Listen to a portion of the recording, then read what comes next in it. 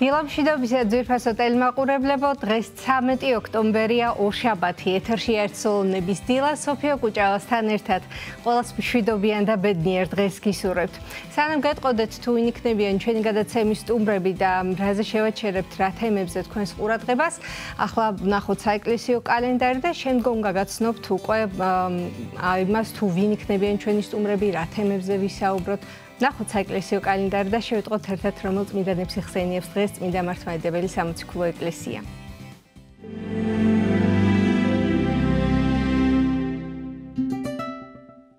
13 ოქტომბერს წმინდა მართლმადიდებელი სამოციქულო ეკლესია მოიხსენიებს წმინდა მღვდელმოწამე გრიგოლ დიცს, სომხეთის განმანათლებელს, წმინდა მოწამეებს რიფსიმეს, გაიანეს და მათთან წამებულ ქალწულებს, წმინდა მიხეილს, კიევის პირველ მიტროპოლიტს. დღევანდელი დღის მფარველი წმინდანების ლოცვით და მეოხებით უფალმა დაიცვას და დაიფაროს სრულიად საქართველო. ამინ.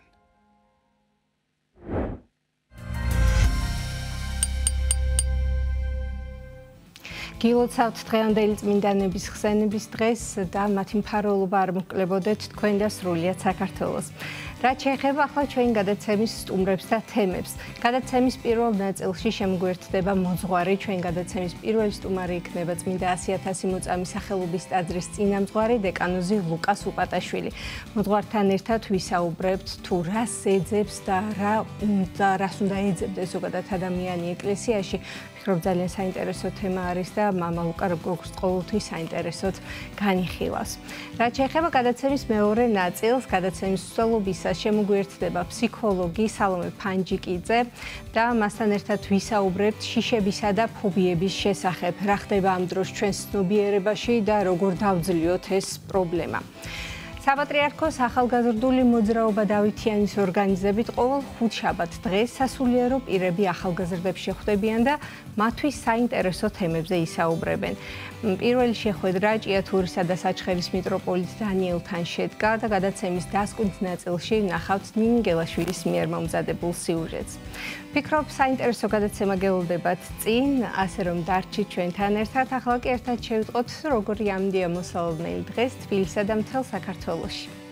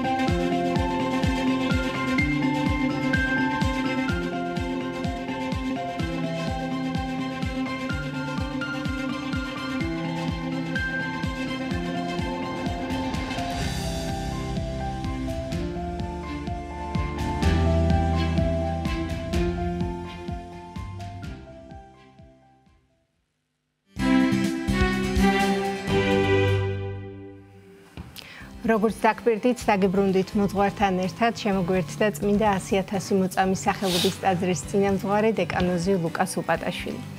დილამშვიდობის მამულკა დაგლოცეთ. დილამშვიდობის მოგესალმებით ღმერთმა დაგლოცოს. მამულკა, ჩვენი თემა მეტად საინტერესო არის თუ რას ეძებს და რას უნდა ეძებდეს რეალურად ადამიანი ეკლესიაში. მოდით თავდაპირველად ვისაუბროთ თუ რა არის ეკლესია, რატომ დააწესა უფალმა და როგორც ამბობენ, ცოცხალი ორგანიზმია და ეს რომ განმარტოთ რას ნიშნავს ეკლესია იყოს ცოცხალი ორგანიზმი და ამავდროულად სულის საავადმყოფო, როგორც წმინდანები მოიხსენიებენ და სულის მაკურნებელი. პირველ რიგში მოქმედებს ღმერთი და ეს ღმერთის შემოქმედებაა. მოქმედებს ღმერთი. ადამიანები კი არ მოქმედებენ. მოქმედებს ღმერთი. და სწორედ ეს უნდა შენიშნოს ადამიანმა, რომ მოქმედებს ღმერთი.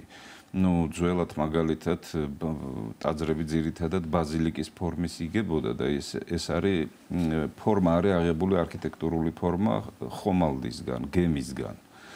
გავს ხომალდს, ნოეს კიდობანს, გემს, წყალში რო არის ძირება, ისეთი კონსტრუქცია და იგულისხმება, რომ ეს არის ხომალდი, ეს არის ერთადერთი გარდარჩენის საშუალება ადამიანისათვის, თუ ის მაგალითად ზღვაშია, ოკეანეშია. რაც არ უნდა კარგი ცურვა იცოდეს, რაც არ უნდა ჯამთელი იყოს, ვერ გადარჩება თუ ხომალდზე ვერ მოხვდა, თუ გემზე ვერ მოხვდა. და სიმბოლურად ეს მინიშნება წმინდა ეკლესიისგან, რომ ესე იგი ადამიანმა თავი უნდა გადაირჩინოს. და მე პირადად და ბევრს უგრძნია, მონათლულიც არ ვიყავი მე მაშინ. ტაძარში რო შევდივდი, საოცარი სიმშვიდე მიპყრობდა ხოლმე. რაღაცა არაბუნებრივი იყო. ყველგან შეიძლება სიმშვიდე განიცადო, მაგრამ ტაძარში რო შევდივდი, სულ სხვა იყო. დღემდე ესე მაქვს მე და ეს მადლია, იქ ღმერთი გელოდება, ღმერთთან ურთიერთობისთვის არის ტაძარი, სხვანაირად რო ვთქვათ. ღმერთთან ურთიერთობა ახლა ყველგან შეიძლება, მაგრამ ტაძარი ეს არის უფრო კურთხეული ადგილი, ღვთისგან დაცული ადგილი. ნაკურთხი ტაძარი ეს არის ღვთისგან დაცული ტაძარი, რომელსაც მფარველი ანგელოზი ევლინება და ეს არის აბსოლუტურად განსაკუთრებული სივრცე. სადაც როდესაც შედიხარ, რაღაცნაირად ოკეანიდან, ზღვიდან შედიხარ რაღაცა სუსხო გარემოში. სადაც სიმშრალეც არის, სითბოც არის, მოსვენებაც შეგიძლია.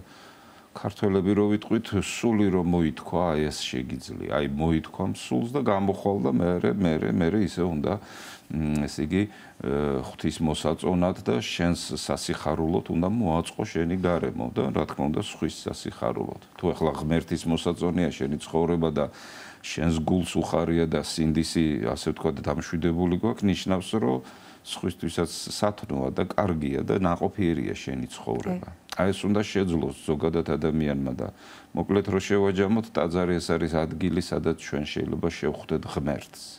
თუ ღმერთს არ იცნობ, თუ ღმერთთან ურთიერთობის პრაქტიკა დავიწყებული გაქვს და ცოდვებში ვართ, ჩავარდნილი და ასე შემდგომ, პირველი როდესაც შევალთ, სიმშვიდეს ვიგრძნობთ, რაღაცა მყუდროებას ვიგრძნობთ და არ უნდა იჩქარო იქიდან გამოსვლა.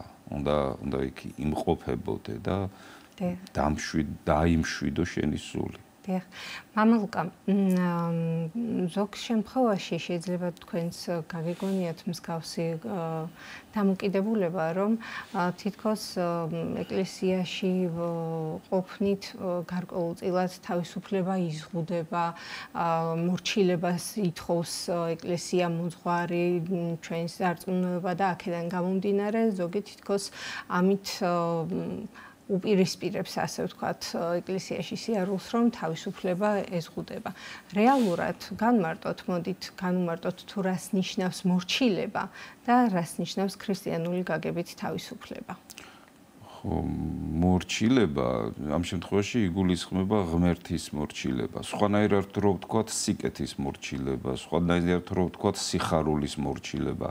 ადამიანი ისე უნდა იცხოვროს, რომ მის ცხოვრებაში სიკეთეს და სიხარულს, პირად სიკეთეს და პირად სიხარულს, გნებავთ ბედნიერების უმაღლეს დონეს ნეტარებას ჩვენსას, ხელი არ შეეშალოს. ამიტომ უნდა ვიყოთ ჩვენ სიკეთის მორჩილი, უპირობოდ მორჩილი, თორემ ცოდვაც ითხოვს ჩვენგან მორჩილებას.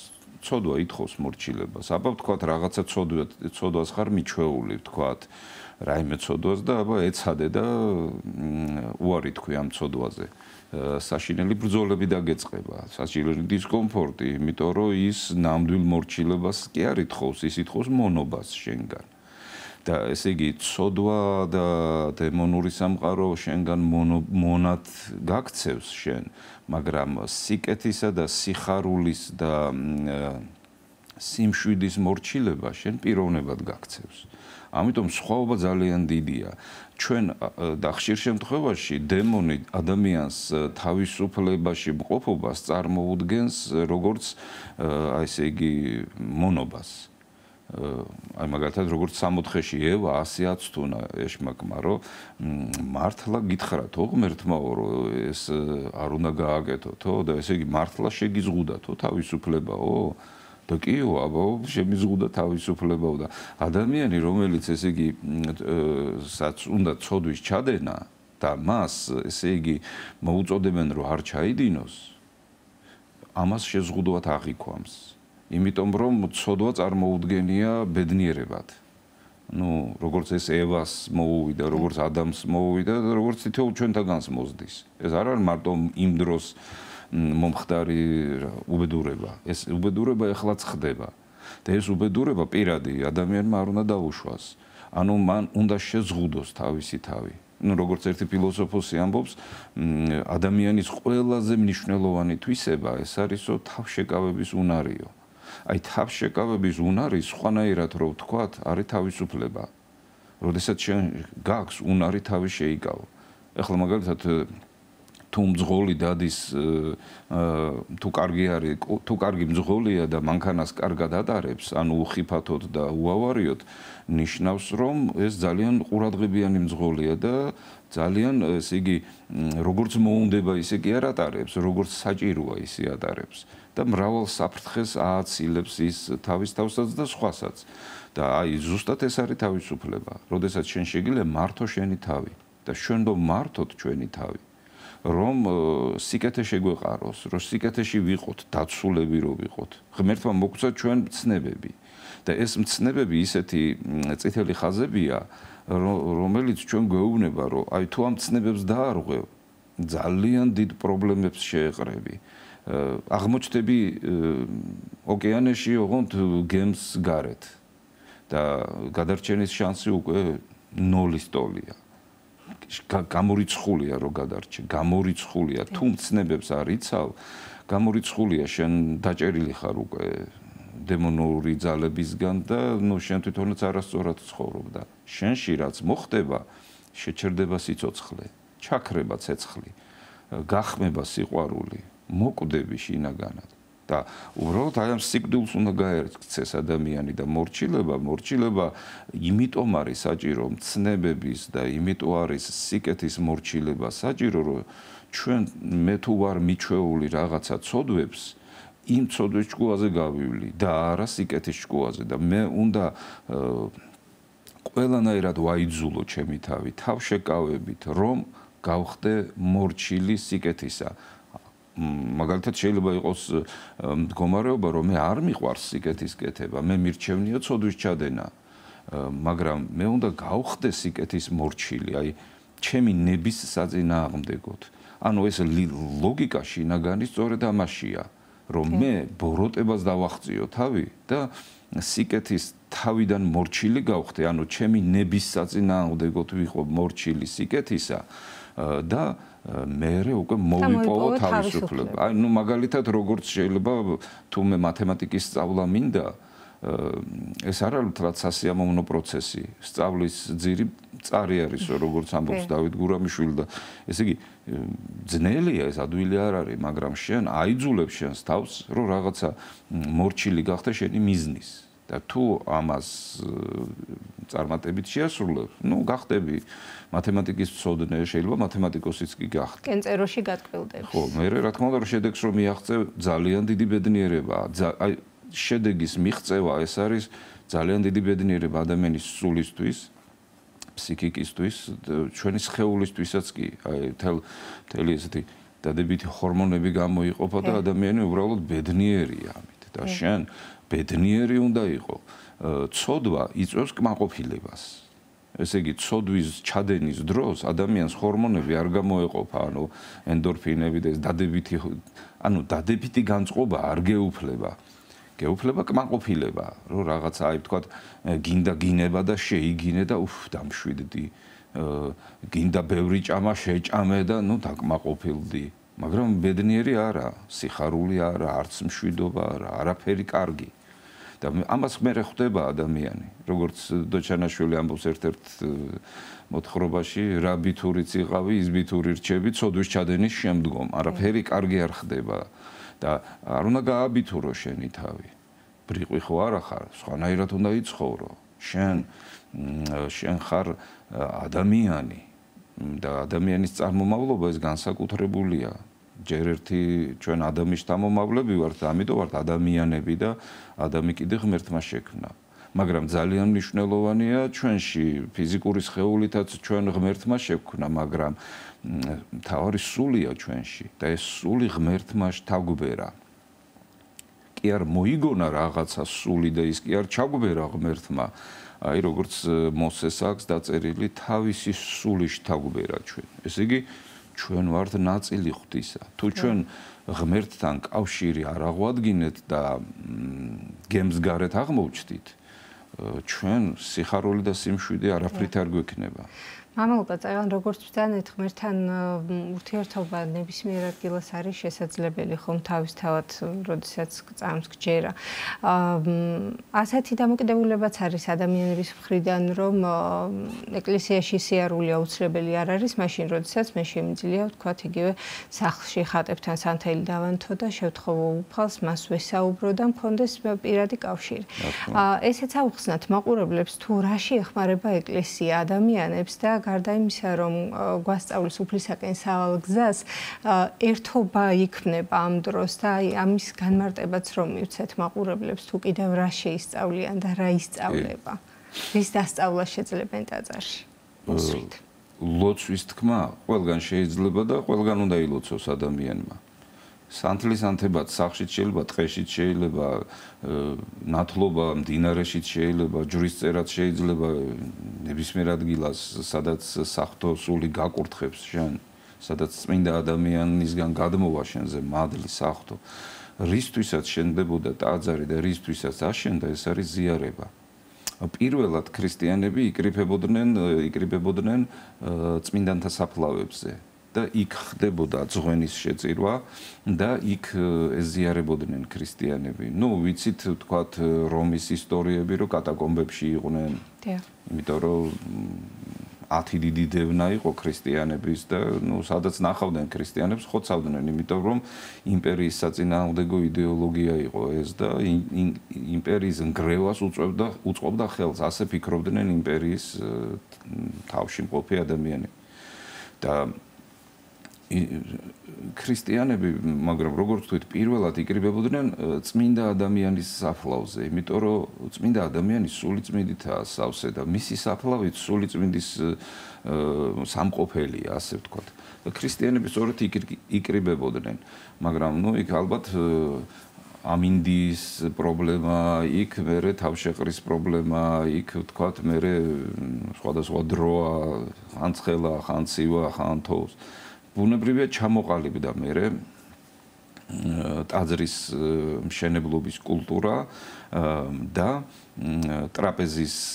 ტრაპეზში ჩაბრძანებულია წმინდანის ნაწილი. ანუ სიმბოლურად ისევ წმინდანის გარშემო ვიკრიბებით. ადამიანისა, რომელიც საღვთო მადლით არის სავსე და ჩვენც გვავსებს ამ მადლით. ზიარებითაც შეიძლება რომ სხვაგან გაზიაროს სასულიერო პირმა, თქვათ საავადმყოფოში, ციხეში, სახლში ავადმყოფობის დროს, მაგრამ აი შემოკრებას, წმინდანთან შემოკრებას ძალიან დიდი მნიშვნელობა აქვს. წირვის დროს არის სპეციალური ლოცვა, რომელსაც სასულიერო პირი საიდუმლოდ კითხულობს, ანუ სხვას არ ესმის ეს და ღმერთს თხოვს, რომ ანგელოზნი შემოვიდნენ ჩვენთან ერთად. რომ როგორც აი სასუფეველში ადიდებენ ანგელოზები ღმერთს, რომ ჩვენც ასე ვადიდებდნენ და ჩვენც რომ ანგელოზებთან ერთად ვადიდებდეთ ღმერთს და ჩვენც რომ ანგელოზებისგან ვისწავლოთ თაყვანისცემა ღვთისა და დიდება ღვთისა და გალობა ღვთისა. გალობა ეს არ არის ფიზიკური გალობა, პირველ რიგში ეს არის, როცა გულს უხარია. და აი ეს გულის სიხარულთან, ახლა შენ მარტო რო ილოცებ, შენ მარტო ხარ ღმერთთან ერთად განმარტოებული. მაგრამ როდესაც კრებულთან ერთად იკრიბები, მე მქონია შემთხვევა, რომ ხანდახან ბევრჯერ რომ აი ვთქვათ უენერგიოთ ხარ, უხასიათოთ ვარ, რაღაცა თითქოს რაღაცა ვერ არის ისე, აი და მივსულ ვარ ტაძარში და რომ დამინახია ღმერთის მოყვარე ამდენი ადამიანი, გული აღფრთოვანებულა და მათთან ერთად მე ხანდახან ვარ უენერგიოთ, აი სანაცვლოდ ღმერთი იმას აძლევს ენერგიას, მისგან ჩემზე გადმოდის ეს სიხარული და კრებულს რაიმე კეთილ, რაიმე შვენიერ, არამედ ძმათა ერთად დამკვიდრება, ეს არის ყველაზე დიდი სიკეთე, როდესაც შენნაირ ადამიანებთან ერთად, ну, მე საუკეთესო მდგომარეობას გულისხმობ, როდესაც შენ ღმერთის მეძიებელი ხარ და შენ ღმერთის მეძიებელ და მოყვარე ადამიანებთან ერთად იკრიბები, აი, უფალი ამბობს, რომ სადაც 2 ან 3 ჩემი სახელით ახართო, მეც თქვენთან ავარო და მარტო შენ კი არა ხარ ლოცვის დროს სახლში, ტაძარში სულ სხვა რაღაცა ხდება, ვართ ჩვენ ერთად, ერთობით, ღვთის მოყვარენი, ღვთის მეძიებელნი, ნაკლის მატარებელნი, მაგრამ ღმერთით აღფრთოვანებულნი და ღმერთი კიდე იქვია, იქ არის ღმერთი და შეიძლება მას შენ ვერ ხედავ ახლა შენი სულიერი თვალით, მაგრამ გრძნობ სიმშვიდეს, გრძნობ სიხარულს, გრძნობ ადამიანი რომ ბედნიერია და ამ სიხარულით სავსე ადამიანის, მადლით სავსე ადამიანის ყურებაც კი სასურველი, ეს სასიამოვნოა და საამოა და დამამშვიდებელია შენთვის. და ესე იგი ჩვენ ტაძარში არა მარტო ვეზიარებით, რაც ყველაზე მთავარია, არამედ ხვდებით ჩვენნაირ ადამიანებს და მათ და არა მარტო ადამიანებს, ანგელოზებს. ჩვენ შეიძლება პირველ ეტაპზე სანამ ვნებებისაგან განვიწმინდებით, შეიძლება ვერ ვხედავთ სულიერ სამყაროს, შეიძლება ვერ ვხედავთ გარდა იმისა, რასაც ჩვენი თვალები ხედავს ფიზიკურად, მაგრამ მოვა დრო, როდესაც შენ ქართულად ვიტყვი გულის ყური გულის ყური გექნება, გულიდან შეგეძლება რომ გულის თვალი გექნება, რომ იხილო რაღაცა ის, რომელიც თვალით უხილავია. აი სიკეთე ზოგადად თვალით უხილავია. ისე როგორც ბოროტება, საქმით ხორციელდება, ხო ის, მაგრამ არის მდგომარეობა, ნებისმიერ ადამიანს ექნება ეს მდგომარეობა, თუ შენ ვნებებს შეაჩერებ და მეერე შენში გაიხსნება ის ღირებულებები, ის ღირსებები, რომელმაც ღმერთმა ჩადო ჩვენში. და ღმერთმა რაღაცა კი არ, სხვა რამე კი არ მოიგონა და ის კი არ ჩადო ჩვენში. მაგალითად როგორც პირუტყუს, მცენარეს, სხვანაირი სიცოცხლე აქვს მიცემული მას.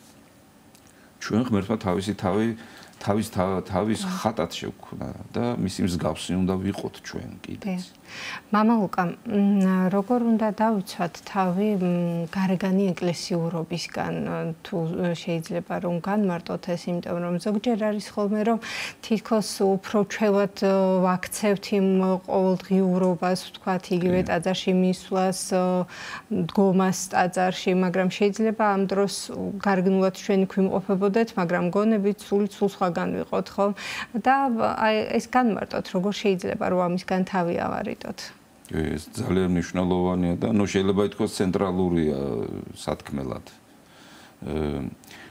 ქრისტე, როდესაც იოანემ მონათლა, ნათლის ღების საიდუმლო ვიცით და მერე როდესაც ქრისტე მიდიოდა, მან თავის მოწაფეებს უთხრა: "აჰა, ტარიგი ღვთისა." ანუ ეს მიანიშნა, რომ ასრულდა ძველი წინასწარმეტყველება, რომ ღმერთი განხორციელდებოდა. და მე ხდება და მე მინდა რომ აი განსაკუთრებულად ესე იგი გავიხსენო რა ხდება ამ დროს და ანდრია და იოანე შემდგომში მოციქულები, ანდრია პირველწოდებული და იოანე მახარებელი მიყვნენ, იოანე ნათლისმცემლის მოწაფენი იყვნენ და მიყვნენ უფალს. მიყვებიან ახლა უფალს და წარმოვიდგინოთ ფიზიკური სიტუაცია. ქრისტე არავინ არ იცის ვინ არის. ერთი იოანე იცის. ღვთისმშობელმა იცის. იოსებ დამწინდელმა იცის. რომელთაც ანგელოზებრივი გამოცხადებები ჰქონდათ და ეს საოცარი ცოდნა ჰქონდათ. და ესე იგი წარმოვიდგინეთ მიდის ქრისტე ყველასთვის უჩინარი ვიღაცა დურგალი არანაირად გამორჩეული თუმცა მშვენიერესი შესახედად და მიდის და მაგრამ ჩვენ ხო ვიცით ადამიანები უფრო შინაგან მშვენიერებას კი არ აქცევენ ყურადღებას გარეგნულ რეგალიებს უფრო აი თან გომარეობებს და ამ შემდგომ მაშინაც ასე იყო და ეხლაც ესეა მაგრამ აი ამ ორმა საოცარმა ადამიანმა მიიღეს ცოდნა რომ ეს არის ღმერთი განხორციელებული ღმერთი და მისდევენ უკან ვერც მიდიან ახლოსთან ქრისტე მიდის წინ და ვერ გააჩერეს წინ ვერ გადაუდგნენ და მიყვებიან უკან მიყვებიან და ქრისტე წინ მიდის ორი მოციქული უკან მიყვება ვერც მოსშორდნენ და ვერც მივიდნენ მასთან აი ასეთი კრძალვა აქვთ შინაგანი და ამ დროს ქრისტე ტრიალდება და ყველაზე ძლიერ კითხვას სვამს რას ეძებთ ეკითხება მას რას ეძებთ და ეს ძალიან დიდი კითხვაა და შენ თავს უნდა კითხო როგორც ქრისტიანმა რას ეძებ და ქრისტემ კითხა რას ეძებ ანუ ხელ ქართულ გრამატიკაში რო გადავიდეთ ეს უსულო საგანს ეძება რას ეძებ თქვა ჭიქას ეძებ წყალს ეძებ სიხარულს ეძებ წარმატებას ეძებ პატივს ეძებ მოციქულებმა სხვა პასუხი გაცეს რაბიო სად იყოფებიო ესე იგი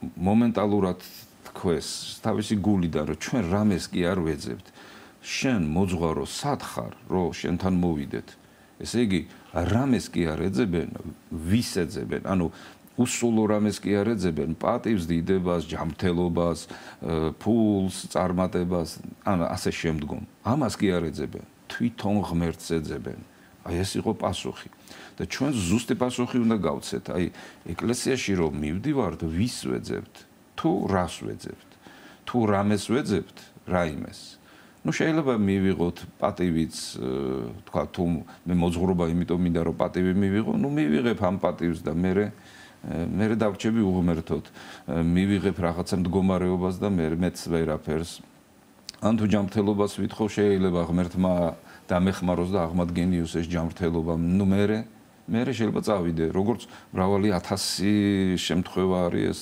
წმინდა წერილში ანუ სახარებაში და თუ შენ ღმერთს ეძებ აი ზუსტად ამისთვის არის შექმნილი ეკლესია რომ შენ ღმერთი იპოვო ესე იგი შენ ქრისტეს კითხვა რას ეძებთ შენ უნდა უპასუხო ქრისტეს რომ მე რამეს კი არ ვეძებ უფალო მე შენ გეძებ და შენ უნდა იპოვო ღმერთი აი იყო შემთხვევა როდესაც მაცხოვარმა 1000-ობით კაცი პურით დაანაყრა ესე იგი 5 პური და 2 თევზი ისე გაამრავლა რომ ეყო 5000 მამაკაცს თვინიერ დედებისა და ყრმებისა ანუ იქ მანდილოსნები და ბავშვები და ისინი რო იანგარიშო ალბათ 20000 კაცამდე იყო რომელთაც 5 პური და 2 თევზი ისე ეყო რომ რამდენიმე გოდორი დარჩათ კიდე მორჩათ და ეს ხო არალოგიკურია ესეთი სასწაული მოხდა და მერე ქრისტემ ამის მერე დაიწყო ქადაგება რომ თქვენ მე იმიტომ ეძებთო რომ პური ჭამეთ და გაძეხითო და ეხლა ეძებთ კიდე რომ აი სასწაულები და ადამიანი მიდრეკილია რომ აი მოდი ხმე კომფორტულად დავჯდები და ერთი აბა მანახე სასწაულები რაღაცა მოიქეცი იქადაგე კი ბატონო გამკორნე ისე სიხარული ქრისტემ ისეთი რაღაცა იქადაგა მერე რომ მე ვარო პურიო მე უნდა მიმიღოთო თქვენო თორე საჭმელი კი არა საჭმელი არ მოგაკლდებოდო ჩიტებს არ აკლია საჭმელი და ცხოველებს და ადამიანს მით უმეტეს საჭმელი კი არ ეძებოთო მე მეძებოთო ეს ვერ მიხვდნენ რომ მე ვარ პურიო და ვინც არ შეჭამს ჩემ ხორცსო და ისო სიცოცხლე არ ექნება თავის თავშიო და რაღაცა ვერავინ ვერ გაიგო მათ შორის მოციქულებმა მაგრამ იმ ადამიანებმა 1000-ობით ადამიანმა მიატოვა ქრისტე წავიდნენ და მე პეტრე ეუბნება უფალს რომ უფალო ასეო ნუქადაგეფო ასე ნუქადაგეფო ხალხს არ ესმისო და ქრისტე ეუბნება თუ გინდათო თქვენც წადითო და პეტრე პასუხობს, სად წავიდეთო, შენთან არის სიცოცხლეო. ესე იგი, თუ სიცოცხლეს ეძებ, თუ სიხარულს ეძებ, თუ სიყვარულს ეძებ, ღმერთთან ერთობას იპოვი და თუ ამას არ ეძებ, ვერსად ვერ იპოვი. გმადლობთ მამა ლუკა, უგრუნესი მადლობა მოგზაურობისთვის და როგორც ყოველთვის საინტერესო საუბრისთვის. თქვენ კი შეგახსენებთ, რომ სტუდიის სტუმარი გახლდათ წმინდა 100.000 მოწამის სახელობის ტაძრის წინამძღვარი დეკანოზი ლუკა სუპატაშვილი. 9 საათით შესრულდა და ახლა დროა რომ ერთად აღვავნოთ ღვთისადიდებელი ლოცვა. იდება მაღალთაში ნომერცა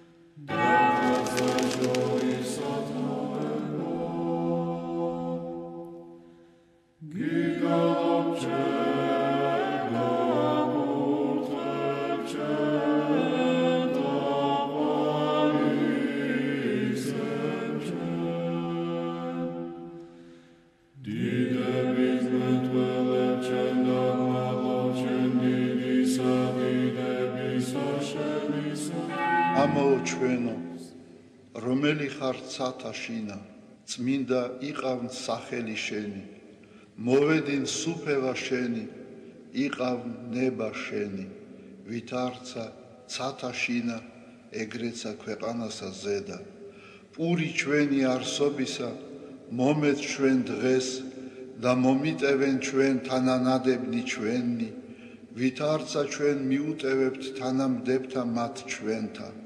და ნუ შემიყვანებ ჩვენ განსაცდელსა, არამედ მიხსნენ ჩვენ ბოროტისაგან. რამე თუ შენი არს სუფევა, ძალი და დიდება, მამისა, დაძისა და წმინდისა სულისა, აცდა მარადის და უკუნითი უკუნისამდე. ამინ. მიწყალემე ღმერთო, დიდითა წყალობითა შენითა და მრავლითა მოწყალებითა შენითა ახოცე უჯულოებაი ჩემი. უფროს განბანემე უჯულოებისა ჩემისაგან და ცოდვათა ჩემთაგან გამწმინდე მე. რამე თუ უჯულოებაი ჩემი მეუწყი და ცოდვაი ჩემი წინაშე ჩემსა არს მარადის. შენ მხოლოსა შეგცოდე და ბოროტი შენ წინაშე ვყავ, რათა განმართლე სიტყვათაგან შენთა და ზლოს ჯასა შენსა. რამე თუ ესე რა უჯულოებათა შინა მიუდგა და ცოდვათა შინა მშამე დედამან ჩემო. რამე თუ ესე რა ჭეშმარიტება შეიყვარე, უჩინონი და დაფარონი სიბნისა შენისანი გამომიცხადენ მე. მას ხურომე უსუბითა და განწმინდე მე. განბანომე და უფროს თოვლისაგან სპეტაკნე, მას მინომე გალობაი და სიხარული და იხარებნე ძვალნი დამდაბლებულნი. გარე მიაქციე პირი შენი ცოდვათა ჩემთაგან და ყოველი უჯულოებაი ჩემნი ახოცე. გული წმინდა დაბადე ჩემთანა ღმერთო და სული წრფელი განმიახლე გვამსა ჩემსა. ნუ განმაგდებ მე პირისა შენისაგან და სულსა წმინდასა შენსა ნუ მიმიღებ ჩემგან. მომეცმე სიხარული მაცხოვარებისა შენისა და სულითა მთავრობისათა დამამტკიცე მე. ვასწავლე უჯულოთა გზანი შენი და უღმრთონი შენ და მოიქცენ. მიხსენ მე სიცხთაგან ღმერთო, ღმერთო ცხოვრებისა ჩემისაო. იხარებდეს ენა ჩემი სიმართლესა შენსა. უფალო, ბაგენი ჩემნი აღახვენ და პირი ჩემი უთხრობდეს ქებულებასა შენსა. რამე თუ უკეთუმცა გენება, მსხვერპლი შემცა მეწირა, არამედ საკვერთხი არ აგთნდეს.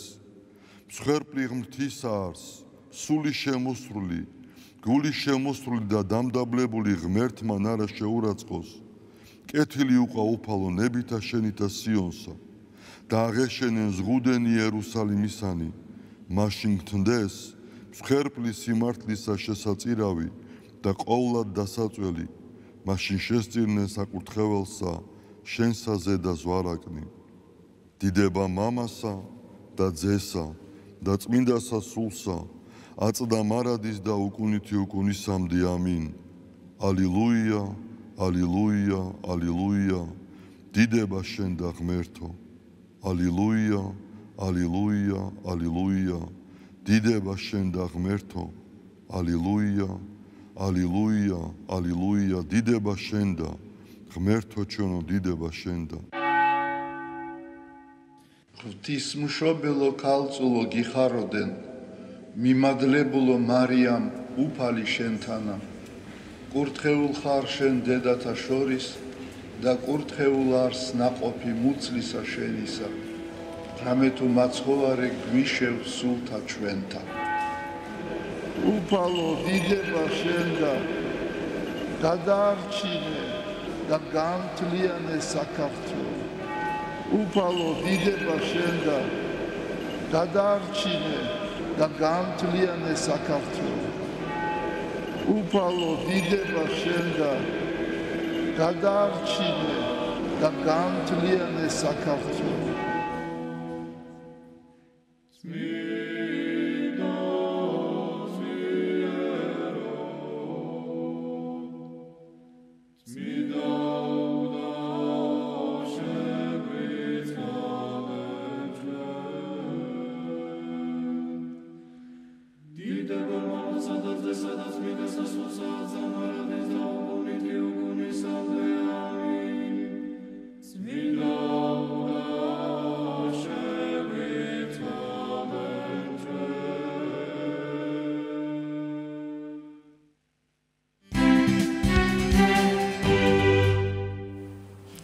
გრძელდება ერთსოლუნების დილა ძალიან საინტერესო თემით. შემოგვიერთდა ფსიქოლოგი სალომე ფანჯიკიძე და სტუმართან ერთად ვისაუბრეთ შიშებისა და ფობიების შესახებ. დილამშვიდობის სალომე, მადლობა მოგახსენებთ მობრძანებისთვის. მადლობისთვის. სალომე, ძალიან საინტერესო თემაზე უნდა ვისაუბროთ, როგორც არის შიშები და ფობიები.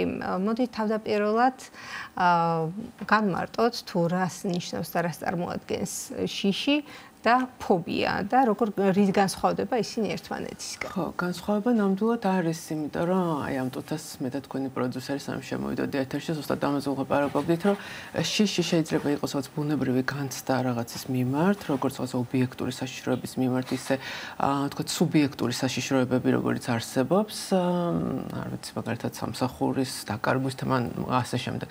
და ობიექტური როგორც რაღაც სიკვდილთან დაკავშირებული შიშები, ხო, მაგრამ ფობია ეს არის უკვე აბსოლუტურად, როგორ ვთქვა, არაადეკვატური შეგვიძლია ვთქვათ შიში, როდესაც შეიძლება ადამიანმა ვთქვათ განიცადოს წარსულში მაგალითად რაღაც ინციდენტი, როგორც არის ვთქვათ, აი ძაღლის კბენა ან რაღაც მაღალი სართულიდან ვარდნა ან ასე შემდეგ და დასჩემდეს ამის მიმართ ფობიური შიში.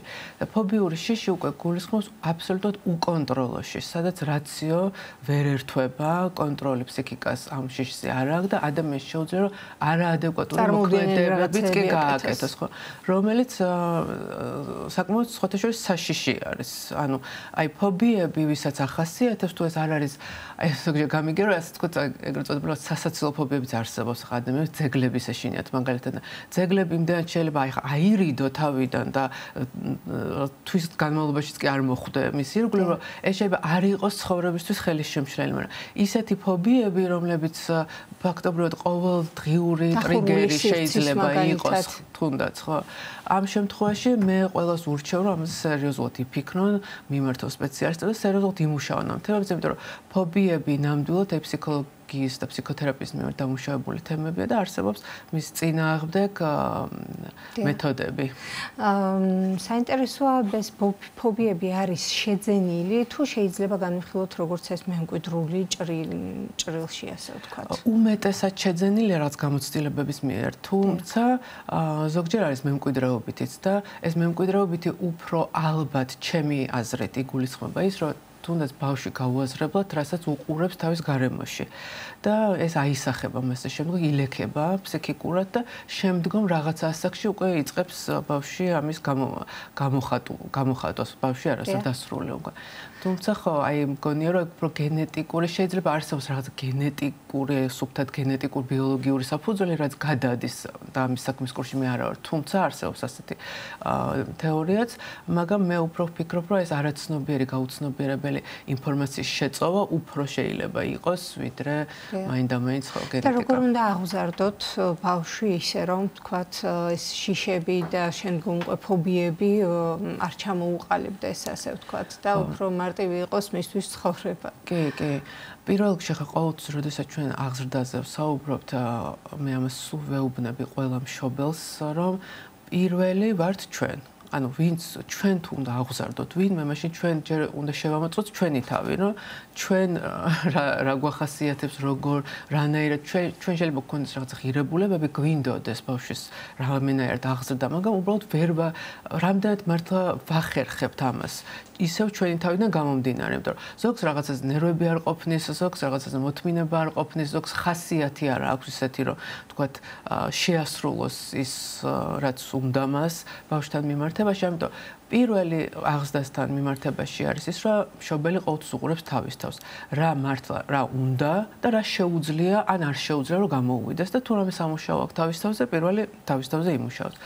შემდგომ არის არანაკლებ კი არა, ალბათ არ ვიცი, ქვაკუთხედი მთელი ურთიერთობების ყველასთან, მაგრამ ყველაზე მნიშვნელოვანი ხარ რასაც ვლაპარაკობთ მშობლებსა და შვილებზე, არის ის, რომ ჩვენ აღვიქვათ მეორე ადამიანი. იმიტომ რომ ხშირად მშობელს მაინც აქვს ხოლმე ზოგჯერ რაღაცა ან ეგოისტური დამოკიდებულება შვილის მიმართ, ან ძალიან როგორ თქვა, კაცრად აქვს ჩამოყალიბებული რაღაც შეხედულებები, რომლის დროსაც არ ითვალისწინებს ბავშვს. რომ ბავშვი შეიძლება არ არის იმ ბუნების, იმ თვისების, რომელსაც შეუძლია ესეთ რაღაცები გააკეთოს, რასაც მას თხოვენ. მაგალითად. ხო, ამიტომ აი ეს რომ ადამიანმა აღიქვას, ანუ მშობელმა აღიქვას თავისი ბავშვი, მისი ბუნება, მისი ხასიათი, მისი შესაძლებლობები და ამის მიხედვით იმოქმედოს, ამის მიხედვით გადააძლევინოს თუ რამე შიში აქვს, ან აღიქვას როგორ დაუჭიროს მხარი, ან რა ტიპის დახმარება აღმოუჩინოს. შეიძლება ჰქონია რომ ამ დროს პირიქით კარგს აკეთებს, როდესაც თქვათ ცდილობს რომ რაღაცნაირად შეაგუოს ამ შიშებს და ამ ფობიებს და ამ დროს პირიქით შეიძლება ბავშვი უფრო მეტად დაზიანდეს, ალბათ ასე ხდება. ზოგჯერ ალბათ ჭრის ახლა რაღაცა ხასიათის ბავშვს შეიძლება ჭრიდეს ის, რომ ეგრეთ წოდებული დააფუშინგო, ხო? ანუ აი უბიძგო რაღაცისკენ, მაგრამ ეს არ არის ყველას თვისება. ყველა ასე ვერ სწავლობს, ყველა ასე ვერ ლახავს შიშებს. ამიტომ ვიძახი, რომ ძალიან მნიშვნელოვანია ადამიანებმა ერთმანეთის ბუნება, ხასიათი, თვისებები აღვიქვათ, როცა ერთმანეთთან ურთიერთობთ.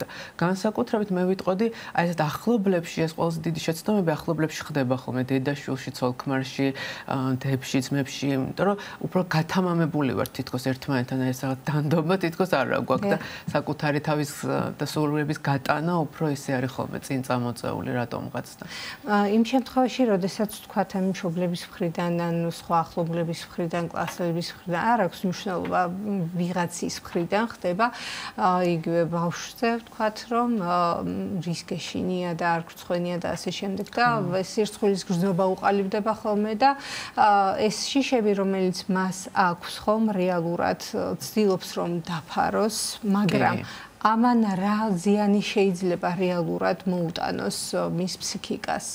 ხო, აი ეს დარცხვენა რაღაც საშინელი მეთოდია, მე ვიტყოდი, აი მე არ მახსოვს ვინ სადმე რამე გამართლებულიყო ეგ მეთოდი ვინმესთან.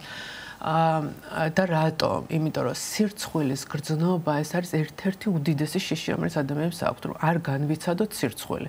და მე სულ მომყავს ხოლმე ეს მაგალითი, რომ აი გაიხსენეთ ბიბლია რითი იწყება და ადამიანის დაცემა რითი იწყება, პირველი შემოდის სირცხვილის გრძნობა. ანუ ეს არის უძლიერესი გრძნობა, რომელსაც ჩვენი ბუნება უკვე თან ახლავს და ამის გადაძალვა არის ძალიან რთული. დამოუკიდებლად მით უმეტეს. და ამ გრძნობის გაღვივება სერიოზულად დამთრგუნველი არის ადამიანისთვის და ეხლა წესით ოდნავ დაფიქრებული ადამიანი ამას უნდა ხვდებოდეს, ხო? იმიტომ რომ სირცხვილის გრძნობის გადაძალვა ყველას ძალიან გვიჭირს და დიდი ძალისხმევა გვიჭდება, თუნდაც სოციალური სირცხვილის, თუნდაც რაღაცა პირადი სირცხვილის, ხო, რაღაც შეიძლება არც არ დაუნახავს, რაღაცაც გაგიკეთებ, მაგრამ შეერთო გცხვენია ამის გაწუხებ. და ზოგჯერად, ნუ სოციალური სირცხვილისაც ასე ვთქვათ, თავი მოგეჭრება და ხო, ანუ ძალიან მეზობელი რა სიტყვის, ნათესავი რა სიტყვის და ასე შემდეგ, დიახ. ამიტომ ეს მართლა ძალიან რთული შეგრძნება არის და ამითი ვინმეს რამე ვასწავლოთ, ნუ წარმოუდგენელია. მაგრამ თუ ადამიანს თვითონ აქვს ამის განცდა და შეუძლია რომ დაინახოს რომ რამდენად რთული ამის გადაწყვეტა და თუ მithumetas გამოცდილება აქვს როგორ შეიძლება სირცხვილს თავი დააღწიოს სირცხვილის შეგრძნება გადალახო ხო მაშინ ის მართლა დაეხმარება ბავშვს რომ გადაძალოს ნებისმიერი სირცხვილი მაგრამ ვისაც ეს თვითონ არ აქვს გადალახული მაშინ ერთადერთი რაც რჩება არის ეს სიტყვები რომელიც თითქოს მე ბავშვზე რაღაც სინდისის მიერ მუშაობს რომ თუ ესე იგი მე ეს არ გამომივიდა ეს კი რაღაცით ნაკლები ვარ ხო ბავშვი ყოველთვის ამას ფიქრობს სავარაუდოდ ნუ ყოველ შემთხვევაში ესეა რომ რაღაცას რომ ადამიანს ეუბნებს ესეთ დარწმუნებით რომ შენ ესე უნდა ქნა ხო მაშინ და ადამიანი ამას ვერ შვება ყოველ სიტყვებს იმაზე ხო იმაზე ფიქრობ მე ესე იგი რაღაცა მჭირს რაღაცით ნაკლები ვარ მოკლედ რაღაცა პრობლემური ვარ ხო და ეს არ ვიცი როგორ უნდა დაეხმაროს ადამიანს მithumetas ბავშვის გადაძლევაში ან ნებისმიერ ამის არ წარმომიდგენია შესაძლებელია თუ არა ამ ყველაფერმა გამოიწვიოს შფოთვითი აშლილობა და ეს ფსიქიკური გართულებები რა თქმა უნდა იმიტომ ის ემოციები რომელსაც ჩვენ ვერ ვერევით საბოლოო ჯამში ასე ვთქვათ აი ძალიან დიდ შინაგან დაძაბულობად იქნება რომელიც შემდგომ ახდენს გავლენას ჩვენს ორგანიზმზე მშობელმა როგორ უნდა რა დროს უნდა მიაქციოს ყურადღება და რა დროს უნდა ჩართოს სპეციალისტი ფსიქოლოგს როდის უნდა მიაკითხოს ვთქვათ შეიძლება აქვს ხო შულს რაღაც გარკვეული შიშები ფობიები და არის თუ არა მიზანშეწონილი რომ თავად შეეცადოს ამ საკითხის მოგვარებას და რა დროს უნდა მიმართოს სპეციალისტს კი როგორ არ არის აუცილებლად არის რომ პირველი მცდელობები ჩვენი უნდა იყოს რა თქმა უნდა უბრალოდ როდესაც ვატყობთ რომ ჩვენი მცდელობები აღარ ჭრის ან არ არის საკმარისი აი ამ შემთხვევაში მე უკვე უნდა დავეკითხოთ იმას ვინც რაღაცა იცი რისი სპეციალისტის ადამიანი არის და ნამდვილად შემიძლია ვთქვა რომ ფსიქოთერაპია და ფსიქოლოგია ამ კუთხით ძალიან დახვეწილია ვთქვათ მე განსაკუთრებით ფობიებთან მუშაობაში ძალიან დაიხვეწა ბევრი მეთოდი არსებობს და ნამდვილად ეფექტურია თან. რა თქმა უნდა, ხა ეს არაფერი უნივერსალური არის, ეს არ არის და ყველაზე ერთ თანაბრად არ მუშაობს, მაგრამ ყოველ შემთხვევაში პროცენტულად მაღალია იმის შანსი, რომ ადამიანი ამას დაძლევს, ხო, ვიდრე არა. და როგორ ხდება თვითონ განკურნება, ასე ვთქვათ, ამ დაძლევა ამ შიშების და ფობიების, იმიტომ რომ არის ესეთი მიდგომაც და არის შეიძლება ის რომ ვთქვათ, იგივე ზოგს კალის ეშინია, ზოგს ძაღლის, პეპლის და ასე შემდეგ და როდესაც ვთქვათ, პირიქით გაიძულებენ რომ ურთიერთობა გქონდეს ამ ცხოველთან, მწერთან და ასე შემდეგ. ეს რამდენად მართებული არის? ამას ქვია ექსპოზიციური თერაპია და ძალიან ეფექტური არის ოღონდ, როდესაც ამას ეს არის ნახეთ, ეს არ არის ის, რომ ადამიანი პირდაპირ შეაგდო ასეთ სიტუაციაში. ამ ექსპოზიციურ თერაპიას აქვს თავისი საფეხურები, სადაც ადამიანი ნელ-ნელა რაღაც საფეხურებს გადის იმისთვის, რომ მიუახლოვდეს, ასე ვთქვათ, თავის ფობიურ ობიექტს. და ექსპოზიციური თერაპია ძალიან ეფექტური თერაპია, უბრალოდ მართლა ეს გაწერილია და დიდი დრო იხარჯება ამის შესრულებაში. ეს არ არის, რომ ერთ დღეში რაღაც უნდა გააკეთო. ხან რომ ცურვას ისწავლის ბავშვი და პირდაპირ ჩააგდეთ ზღვაში, ასე არ ხდება, რაც თავის ნაბიჯები აქვს ძალიან სიფრთხილით, რუდუნებით, ასე ვთქვათ. ამიტომ ხო, ყოველთვის ესეთი რაღაცები ჯობია პროფესიონალს ვანდოთ, აი ამიტომ ვთქვი ეს. როგორც მშობლებს, ასევე უფროსი თაობის წარმომადგენლებსაც რომ მივცეთ რჩევები, რომ ესეთ სანამ სპეციალისტს მიმართავენ, თვითონ თუ შეძლებენ ამ ყველაფრის გადალახვას, აი მეტაპები ახსენეთ თქვენ, ხო? ამ ყველაფერთან შეგუების, როგორ უნდა მოხდეს, ვთქვათ, აი საწყისი საფეხურები როგორ უნდა გაიაროს? თვითონ იცით რა, აი არ ვიცი, ხა ესე გამიჭირდება, რომ ამ კუთხით რაღაც რჩევა მივცი ადამიანს, უბრალოდ აი არის ის შეიძლება არასწორი ნაბიჯი გადადგან და ამიტომ უმჯობესია სპეციალისტის ჩართვა. ნაბიჯი ალბათ არის ის, რომ მაინც ადამიანი შეეგუო საკუთარ ფობიებს. აი ალბათ ეს არის, რასაც ბოლო-ბოლო აი ადამიანი რაღაცასთან რომ იბრძვის, მე თუ არ გამოსდის, ხო, იწყებს შეგუებას და სხვა ქცევის ჩამოყალიბებას ხშირად ამრიდებლურ ქცევს, რომ უბრალოდ ერიდება რაღაცა იმ ფობიურ ობიექტს, ხო? და აი მე ვფიქრობ, რომ ეს არ არის სწორი მიდგომა. იმიტომ რომ ეს ისეთ ფსიქიკურ ახალ სტრუქტურებს აყალიბებს, რომელიც მე ადამიანს შეიძლება ხასიათშიც გადაუვიდეს და აი აბსოლუტურად შეუცვალოს რაღაც ცხოვრება და მისი პიროვნების განვითარებას აუცილებლად შეაფერხებს. რაღაცა დონეზე ხა სრულად დრამატულად არა, მაგრამ რაღაცა დონეზე. ამიტომ ალბათ აი ეს იქნება, რომ თუ არ გამოგდით აი თქვენი რესურსით და თქვენი მცდელობებით რაღაცის გადაძალვა, ეს არ ჩამოიყალიბოთ როგორც შემგუებლური თვისება, პირიქით აუცილებლად დაიწყეთ მასზე პროფესიონალთან ერთად მუშაობა, რომ თუნდაც აი ის რომ თქვენ რაღაცას გადააძლევთ, რაღაცას მოიგებთ შიშთან მიმართებაში, ხო, ეს ფსიქოლოგიურადაც კი ძალიან გამამხნევებელია და აბსოლუტურად სხვა თავდაჯერებულობას და სხვა შინაგან ვაჟკაცობას მატებს ადამიანს. მე მაგალითად ბავშვობაში სიბნელის მეშინოდა მაგალითად და როდესაც გავდიოდი გვერდ-გვერდ ცხოვრობდით მე და პაპი და ჩვენი ოჯახი და პაპი და ოჯახი და მასთან გასავლელი იყო უკანა ეზოდან, სადაც იყო სიბნელე და ესე იგი არ მინდოდა თან იმის გამჟღავნება რომ მეშინოდა სიბნელის, მაგრამ ნუ ერთი სიცოცხლე სრულდებოდა იქ გავლით, მაგრამ დროთა განმავლობაში ისევ ჩემ თავს მე თვითონ შემოუწახე, ასე ვთქვათ, რომ აი ერთხელ გახვედი არაფერი არ მოხდა, ხო, ხედავ, მეორედ არაფერი. ესე იგი არაფერი არ არის ამაში საშიში და აი ამით მოვახერხე მე უკვე ამ შიშებთან და ფობიებთან შებრძოლება, კი და ძალიან ბედნიერი. ხო, სხვანაირ და გამარჯვებული ვიყავი შემდგომ. სულის მე ადამიანს ეგ და ეხლა პირიქით რო ყოფილიყო, აი რომ შეგუებოდით, უფრო დათრგუნულიყავით, ეს განვითარებული იყო, გაღვივებული იყო, თქვენი პიროვნებაც სხვანაირი განვითარებით წავიდოდა და ამიტომ. სალმე, იცით რა არის კიდევ საინტერესო და რა რჩევას მისცემდით მაყურებელს, როდესაც ვთქვათ, ვიმყოფებით ისეთ ადამიანთან, რომელსაც ეშინია ჩაკეტილი სივრცის, ვთქვათ, ხო და მოხდა სიტუაცია ისე, რომ თუნდაც იგივე ლიფტში გავიჭედეთ, ვთქვათ, ერთად.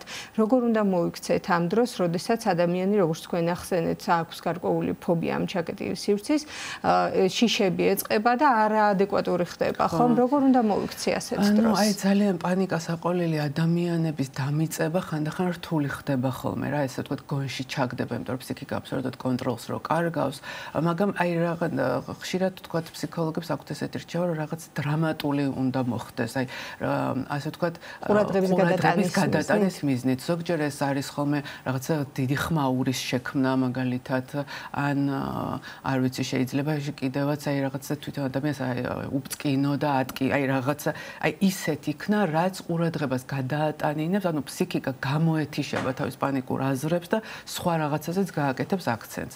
აი ეს არის ხოლმე ყველაზე ისეთი დრამატული გამოსავალი ამ ყველაფრიდან, ხო? თორე ისეთი, ასე ვთქვათ, სიტყვები იმ წუთას დიდად ეფექტური არ არის, შეიძლება ადამიანს არც ესმოდეს, რას ეუბნებით, იმდენად თავის თავში ჩაიკეტოს, თავის აზრებს აყვეს და პირიქით აი ესკალირება გაუკეთოს ამ ყველაფერს და ზოგი კოპირებას აკეთებს ხოლმე ამა თუ იმ ფილმებიდან ვთქვათ და აი ამ დაგროვილ ცოდნას რეალობაში გადმოიტანს ხოლმე და იგივე ვთქვათ ეს ჩახუტებით ან სუნთქვითი ვარჯიშებით და ასე შემდეგ ამშვიდებენ ხოლმე და ეს რამდენად მოქმედებს რეალურად. ეცა ყველა მე ჩემს პაციენტებს ყველას ვეუბნები, რომ ყველა ჩვენ იმდენად ინდივიდუალურები ვართ და ჩვენ ვიპოვოთ ჩვენი მეთოდები, ხო? რომ ვის რა გშველის რაღაცა სიტუაციებში. ზოგს არის შველის სუნთქვითი ვარჯიშები, ზოგს საერთოდ არ შველის სუნთქვითი ვარჯიშები. ამიტომ აი როცა ცდი ადამიანი შენს თავს და შენს თავს სწავლობ, ხო? მაქედან შემდგომ გამომდინარეობს უკვე ის მეთოდები, რომლებიც შენ გეხმარება რაღაც სიტუაციის მართვაში. სანამ საბოლოო ჯამში დაიძლევა ეს ყველაფერი. ზოგჯერ არის ადამიანს ეს შეგონება შველი, მეც შველის ხოლმე და ალბათ ყველას გვაქვს ეს გამოცდილება, რომ შევაგონებთ ჩვენ თავს რაღაცას ვეტყვით რაღაცას და გამოვიყვანთ რაღაცა ემოციებიდან. ესეც არის. ზოგჯერ მართლა არის კონცენტრირება, თქვა სუნთქვაზე, ფსიქიკას ამშვიდებს. ზოგჯერ რაღაცა სხვა მოქმედებები, ეგრეთ წოდებული რაღაც დამიწების მოქმედებებიც ის მეთოდიც არსებობს, რომ იწყებ იმ გარემოში რაღაცების აღქმას, რომ ანუ გადაგაკ ყურადღება, რომ აღიქვამ, რომ აი თქვა რაღაცა ეკრანია, აქ კამერა, აქ სკამია, აი ესე და აი ფსიქიკას ამუშავებ უკვე სხვა მიმართულებით და თითქოს აი გამობრწყვნი იმ პანიკურ აზრს. და არსებობს ძალიან ბევრი მეთოდები არსებობს, თან ძალიან კარგია რომ გამის მიწვდომა ყველას გვაქვს უკვე ვთქვათ ინტერნეტის წყალობით და ძალიან ბევრი ინფორმაცია მოიძიება და ყველამ რაღაც ჩვენი მეთოდი უნდა მოვირგოთ რა, ჩვენ რაც უფრო გვარგია. წერან საუბრობდით სწორედ იმაზე, თუ როგორ შეიძლება გამკლავება ხომ ახსენეთ სხვადასხვა საფეხურები, თერაპია.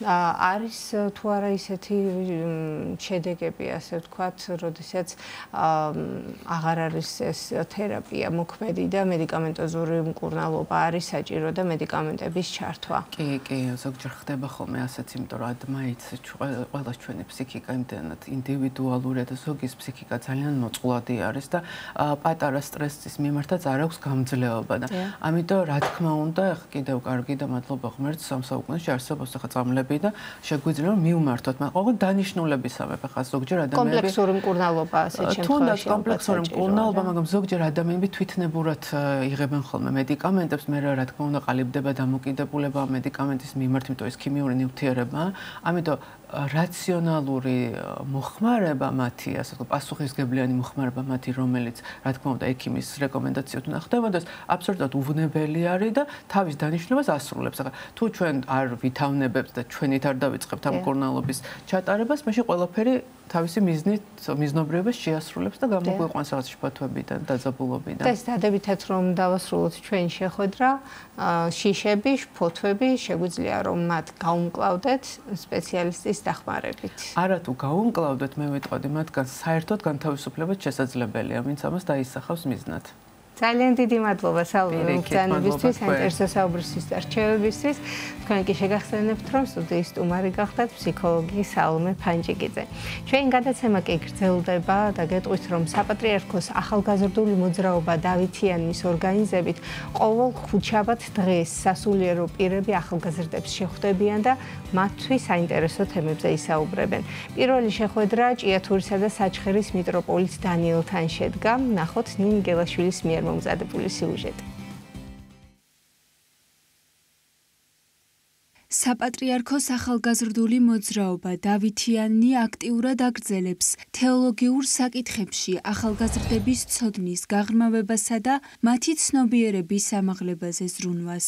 სწორედ ამ მიზანს ემსახურება ახალი პროექტი დიალოგები დავითიანში, რომლის ფარგლებშიც ყოველ ხუთშაბათს სასულიერო პირები ახალგაზრდებთან მათთვის საინტერესო და მნიშვნელოვან თემებზე საუბრობენ. დავითიანში განახლდა შემეცნებითი შეხვედრები სასულიერო პირებთან, მოხარულობთ რომ ახალ სივრცეში მოგვიცა ამის საშუალება.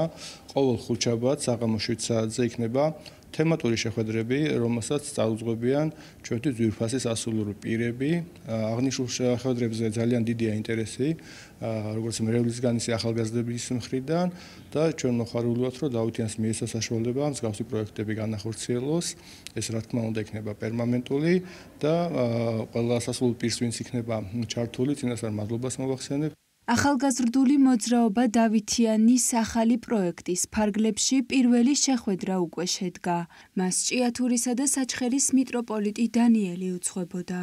როგორც მღვდელმთავარმა აღნიშნა, ქრისტიანობის სახელმწიფო რელიგიად გამოცხადებიდან 1700 წელი სრულდება. მიტროპოლიტმა ამ თარიღის აღნიშვნაში სასულიერო პირებისა და მრევლის ჩართულობის მნიშვნელობასა და ქრისტიანის ცხოვრებაში მოძღვრის როლზე ისაუბრა. დღევანდელი შეხვედრის შინაარსი გახლავთ შეხვედრები ახალგაზრდებისა სასულიერო პირებთან, მეცნიერებთან,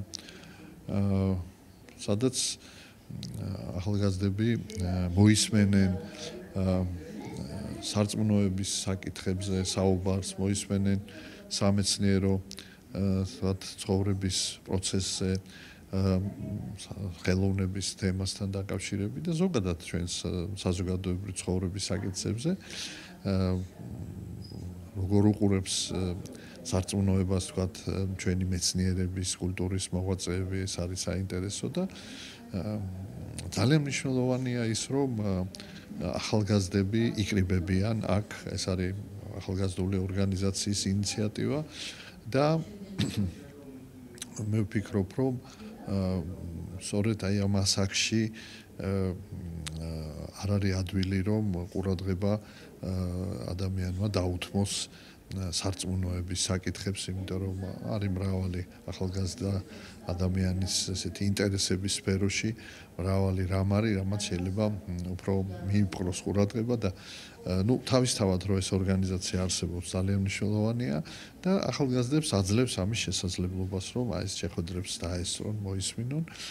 მე ვთხოვ, რომ კარგად წარიმართოს ეს ამ ორგანიზაციის საქმიანობა. დავითიანის არაფორმალური განათლების სასწავლო ცენტრში სასულიერო პირებთან შეხვედრები ყოველ ხუთშაბათს გაიმართება.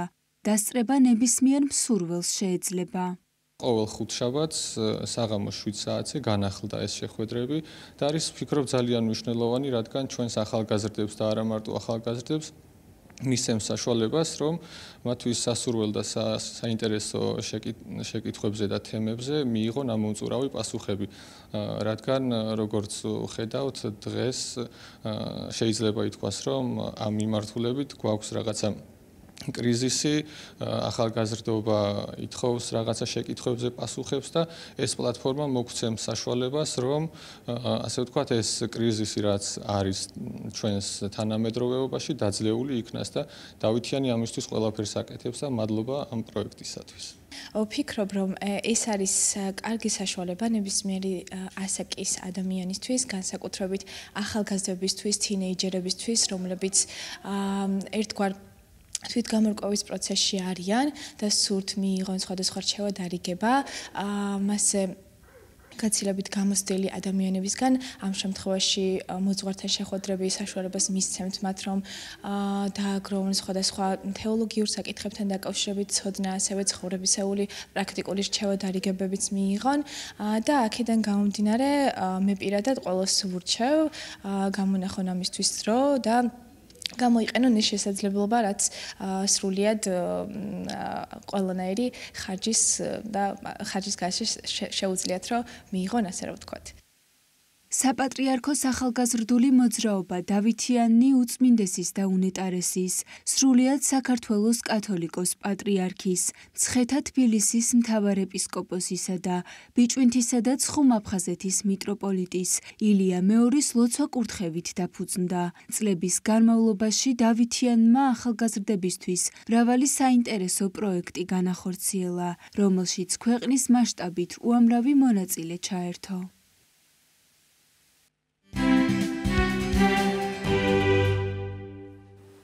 დიდი მადლობა ნინი საინტერესო სიუჟეტისთვის და დარწმუნებული ვარ, ორგანიზაცია დავითიანი კიდევ ძალიან საინტერესო და მნიშვნელოვან პროექტებს შემოგთავაზებს და განახორციელებს.